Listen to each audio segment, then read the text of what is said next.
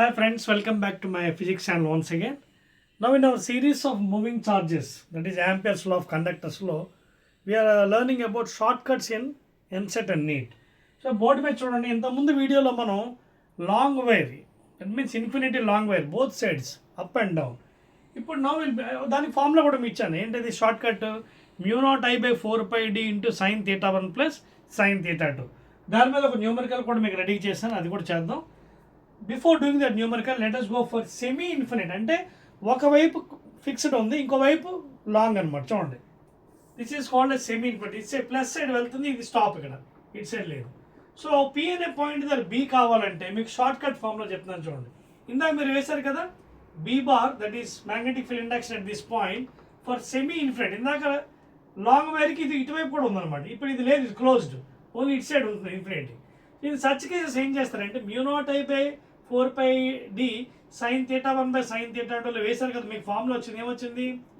μ0I/4πd into 2 అని వచ్చింది formula కదా, because sine 90 plus sine 90 1 + 1 2. Semi అన్నప్పుడు మీరు ఏం చేయాలి, దీంట్లో హాఫ్ చేసేయండి జస్ట్ అంతే. Short cut semi infinity wire అన్నప్పుడు ఒక సైడ్ క్లోజ్ అయితే హాఫ్ చేసేయండి.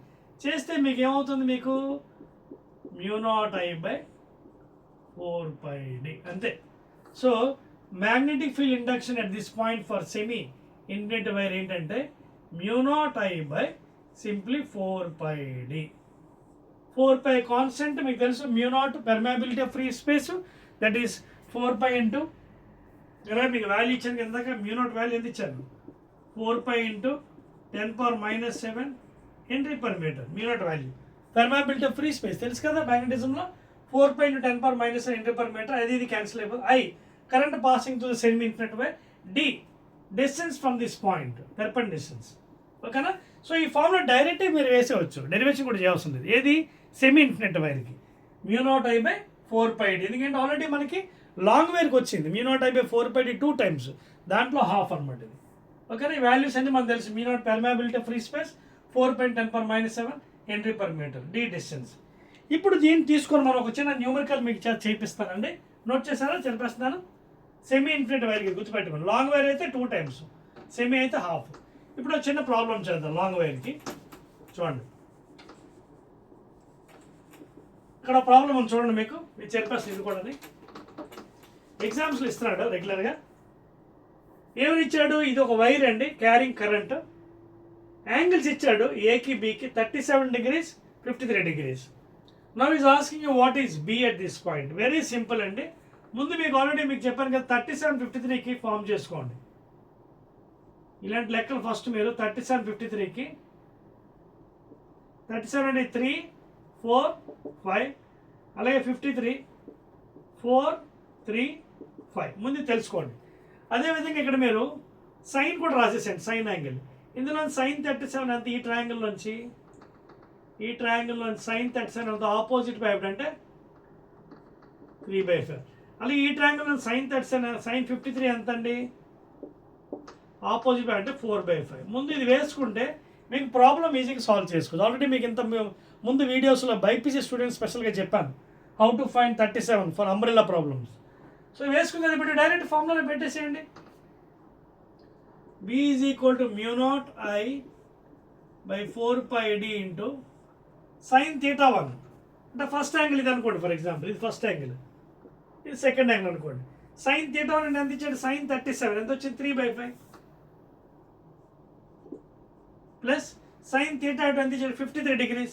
సో సైన్ 53 ఎంత? 4/5. చూడు ఆపోజిట్ బై ఎవిడెన్స్ 4/5 అయిపోయింది కదా. So B at that point is equal to μ0 times I/4πd. of course values ఏమలేదు మీకు, అందుకే నార్మల్గా డిఏ తీసుకున్నాం. ఎల్సిఎం కట్టండి. 5 1 0 1 3 3 ప్లస్ 5 1 1 4 4. సో ఎంత వచ్చింది ఇది? B is equal to at that point μ0I/4πd into తెలుసు కదా, ఇది ఎల్సిఎం. 5కి 5కి ఎల్సిఎం ఎంత? 5 1 5 1 3 3. సో 5 7/5. సో ఫైనల్గా ఎంత వచ్చింది? 7 μ0I/4πd. This is the value. μ0 value 4 × 10⁻⁷ as usual H/m. I current passing, strength of current, 4 pi again constant will be get cancelled. D is the perpendicular distance between the point considered with respect to the wire. So ఇలాంటి లెక్క మనకి నీట్లో రెగ్యులర్గా వస్తున్నాయండి. Direct formula గుర్తుపెట్టుకోండి, mu naught I by 4 pi d into sin theta 1 plus sin theta 2. If he gives the angle, substitute. Long wire formula అడిగారంటే sin 90 plus sin 90 అంటే 1 plus 1 2 కాబట్టి mu naught I by 4 pi d into 2 times. Semi infinity wire అంటే by 2 చేసేది, అంటే mu naught I by 4 pi d into 2 times by 2 చేస్తే mu naught I by 4 pi d. So like this you have to calculate the problems in NEET or MCET exam. Okay, na? Again we'll meet in the next videos.